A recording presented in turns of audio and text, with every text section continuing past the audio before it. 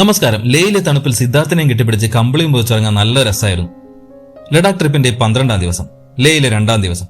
ഞങ്ങൾ എണീക്കുമ്പോഴേക്കും ദർശന ദോശ ഉണ്ടാക്കാൻ തുടങ്ങിയിരുന്നു. ഇന്നലത്തെ ചിക്കൻ കറി ചൂടാവുന്നുണ്ട്. അതിലേക്ക് ഞങ്ങൾ കൊണ്ടുവന്ന കോക്കനട്ട് മിൽക്ക് കൂടി ഒഴിച്ച് ഒന്ന് തിളപ്പിച്ചപ്പോൾ അടിപൊളി ചിക്കൻ കറി റെഡി. അങ്ങനെ ചൂട് പറക്കുന്ന ചായയും ചിക്കൻ കറിയും ദോശയും. അപ്പോഴാണ് ഒരു അതിഥി വന്ന് ജനലിൽ മുട്ടുന്നത്.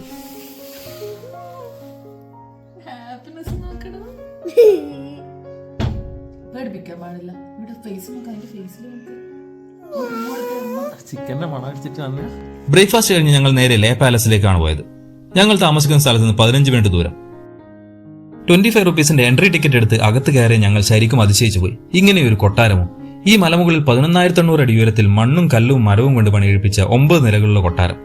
ലേ പാലസിന്റെ ഹിസ്റ്ററിയും കഥകളും പറയുന്ന മ്യൂസിയവും ഗാലറിയും ഉണ്ട് ഇവിടെ. 17ാം നൂറ്റാണ്ടിൽ ലഡാക്ക് ഭരിച്ചിരുന്ന സെങ് നംഗ്യാൽ എന്ന രാജാവാണ് ഈ കൊട്ടാരം പണി കഴിപ്പിച്ചത്. ഇതിന്റെ ആർക്കിടെക്ചർ രീതി ഒരു തിബറ്റൻ സ്റ്റൈലിലാണ്. ഇവിടെ മുകളിൽ കയറിയ ലേ സിറ്റിയുടെ ഒരു അടിപൊളി വ്യൂ ഉണ്ട്. അതിനപ്പുറത്ത് മഞ്ഞ് പൊതിച്ചു നിൽക്കുന്ന ഹിമാലയൻ മലനിരകളും. മരത്തിലും മണ്ണിലും തീർത്ത ഈ ഒരു പാലസ് റിനോവേറ്റ് ചെയ്ത് സംരക്ഷിക്കുന്നതാണ്. ഇതിപ്പോ സ്ക്വിഡ് ഗെയിമിലെ ഓരോ ലെവൽ ക്ലിയർ ചെയ്യുന്നത് പോലെ നമ്മളിപ്പോ 6th ലെവൽ എൻട്രി ചെയ്തിട്ടുണ്ട്. ഇവിടെ നിന്നുള്ളൊരു വ്യൂ.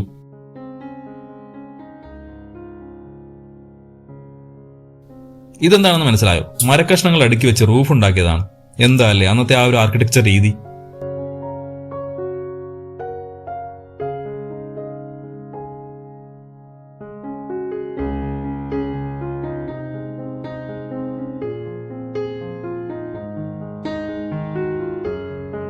ഫൈനലി നമ്മൾ 8th ലെവൽ എത്തിയിരിക്കുന്നു.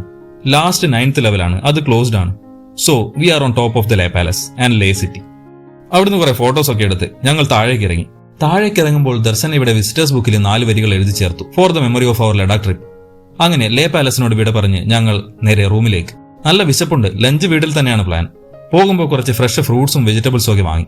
കടക്കാരനെ ചാക്കിലിട്ടതുകൊണ്ട് സിദ്ധാർത്ഥിന് കുറച്ച് എക്സ്ട്രാ ചെറിയും കിട്ടി. വീട്ടിലെത്തി ലഞ്ച് പ്രിപ്പറേഷൻ തുടങ്ങി. 3 ചോറാക്കി, ബീൻസ് വറവാക്കി, ഇന്നലത്തെ മട്ടൻ കറി ചൂടാക്കി.